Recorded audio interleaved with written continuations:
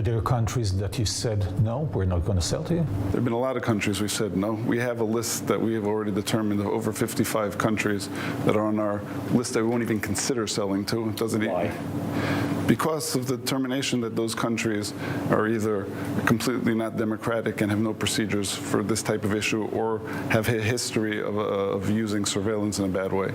And then we won't even consider selling to those countries. But some people might come to you and say Saudi Arabia, UAE, Morocco, Bahrain, and others are not democracies as we describe them, and yet you sell to them. Again, as I said, we won't go into specific customers, and I won't confirm or deny that we sell to those customers. But at the end, we're looking also at a very specific agency, and we'll look at the very agency that we're selling to and what their mission is, what they're doing as far as the procedure. We're not selling to free use within the whole country. Sometimes within a certain country, there could be one agency or two agencies that are looked at as extremely competent agencies that follow accepted procedures, while other agencies in the country don't. And then we'll only sell to those agencies that we feel comfortable with. I want to go back to the process. Once you've sold a system to a certain country, what do you do, and how much of control, if at all, you have over the system, over the use? So we don't have control over the actual use of the system. This is something that's being used by a government for obvious confidentiality reasons. Again, no law enforcement agency is going to publicize to a private company who their targets are, who their suspects are. On the other hand, our system keeps a log that is kept at the customer's facility in his servers, and under contract, the customer, in any event of a suspicion of misuse, is required to grant us access to those servers to be able to check it. And you don't know who they are. I mean, up to you, it could be a terrorist, a criminal, or an activist. So again, our contracts specifically state what is a permitted use. We define permitted use as preventing and investigating serious crime and terrorism, and the contract actually goes into the definition of what is considered terrorism, what is considered national security risks, and what is a list of the serious crimes that can be investigated with the system. Any customer that doesn't follow what's in the contract, and we find out about it, whether through the media, whether through whistleblowers, that we have a whistleblower site, we'll investigate, and if it's determined that there has been a misuse, there are consequences. Such as? Such as shutting down the system if it's been a blatant consequence. Did it happen? It has happened in the past. I've been in the company a year and a half. There have been more than one customer that we've shut down the system in that period. Because of misuses. We felt that the people, or they determined that the people that they were using the system on were not legitimate targets, and we decided to shut down the system. We've heard claims from NSO in the past days that you have nothing to do with this list of 50,000 phone numbers. There were not even 50,000 people tracked by NSO since its creation. Can you prove that? Yeah, the list that has come out is what's called an HLR lookup, which is a website pretty much like Googling a person. So this is Googling a phone. You know, it's a public website anyone can sign up to, and the information that is there just means that somebody said Googled the phone number of somebody. It gives you information like what country the phone is roaming in at the current time, and some basic information about the phone that we can all receive from our phone. So why the name NSO is connected to that? NSO is a name that's seen as a kind of the figurehead sometimes for this industry, which is an important industry for helping save lives. But when things come out, NSO's name seems to always pop up because it's seen as the company with the best technology. The poster boy? Poster boy, for sure. And maybe because the company was connected with, you know, suspected issues in the past, in the UAE 5 years ago, the Khashoggi case in Saudi Arabia a few years ago, et cetera, et cetera. NSO is always, you know, in the front. Again, no company is perfect, and we're not going to say that we're perfect.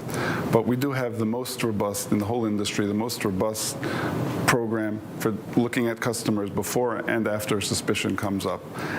I feel comfortable as someone who's been in this field of compliance for a long time that this company is doing everything possible to be able to determine that its customers are using the systems according to their permitted uses. We were hearing hints, even by your CEO, that it might be connected to BDS, to anti-Semitism, to Qatar, trying to confront the Israel cyber community.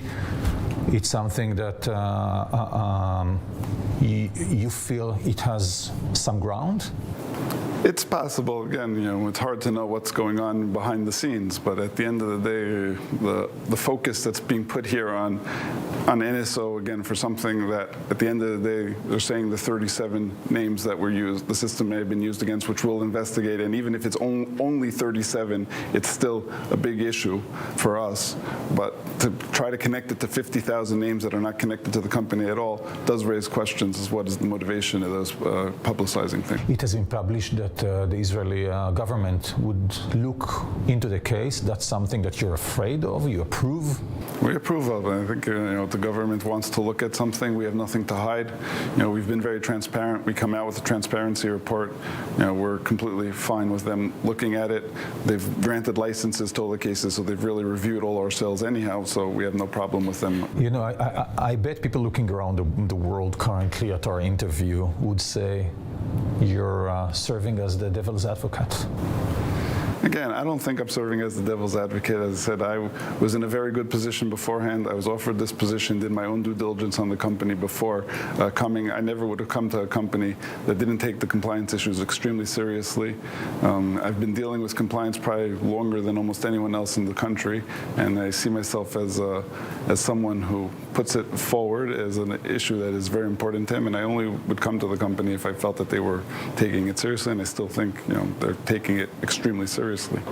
If NSO didn't exist or would shut down because of, piling of criticism, both diplomatic and media, etc., what would happen? The world would be a much more dangerous place.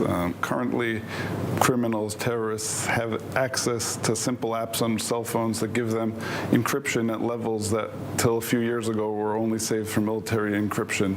And they have the ability to communicate, and law enforcement will be dark to what's happening. They won't be able to catch the criminals, and I think that would make the world a much more dangerous place.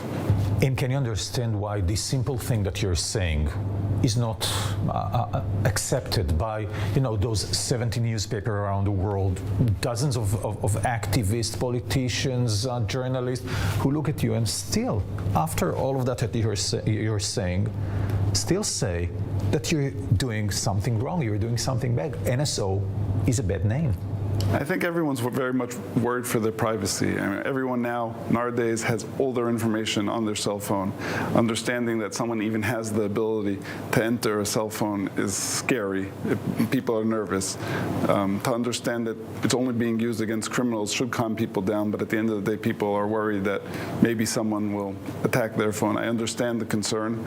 At the end of the day, it's privacy versus security, and there's going to always be an equilibrium that has to be found in the middle.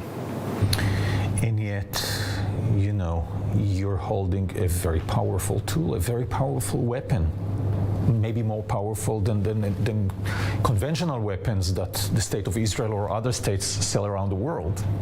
That's why we've taken all the steps we've taken. We're taking steps that are much more than a basic requirement of getting an export license, which is reviewed by a government. We're saying we're going out there and doing our own investigation even before we request the license, and sometimes we're going to determine on our own. We're not willing to sell even to a country that maybe we could have gotten an export license to, because we determine that it's not someone we want to be connected with. Have you got anything to hide in NSO? We have nothing to hide. Obviously, we have confidentiality requirements to customers, but we have nothing to hide. Chaim Gelfand, VP Compliance at NSO. Thank you so much for joining me today. You're welcome.